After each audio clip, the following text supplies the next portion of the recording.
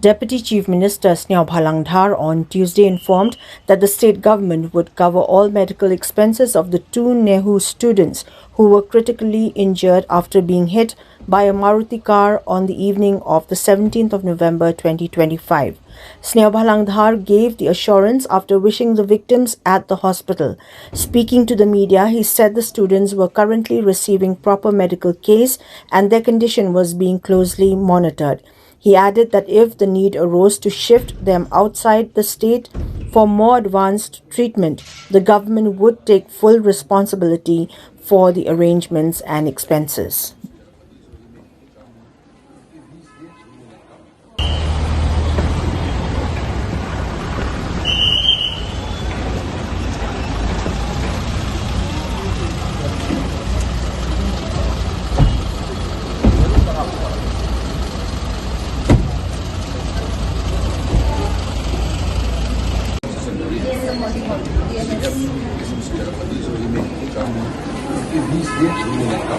That's why this requested for. That's why it's requested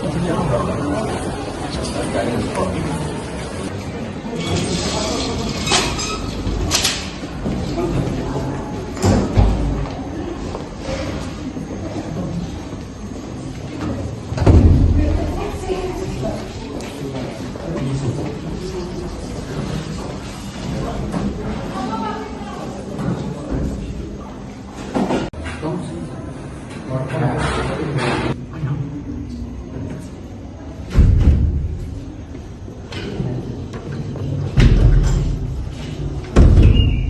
Kan terapi berok pula yo ini lagi dia itu aru samla di masuk free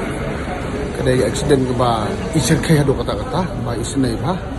bapling ne yu lai penting yang ku sarkar so kamram ku sarkar meletek di kantan kon samla jong itu mah jar ku bolong aru berok tu itu kowe kalakam stable kalakam ayu itu sewe dalam nangkam dan kajin suatu makam tu ini sarkar ngelaongin nilai ini bu duai kubro amot dan nang pakai yang kesan mukhi dapat ikjil ju sebo jil jadi berok fai klaim sarkar ni dei ban aja min kan suluk sarkar berok jil bede bini arwo dengan susuk ngelaong lai yo kumno kajing pangkam jur subo hanra din arla si kimla sumarhani ya kata dong rifeno sabarin klaim sarkar hanya you tu driver bar accident tu kemedi ki police kelakang you lah don nak custody begitu different section ada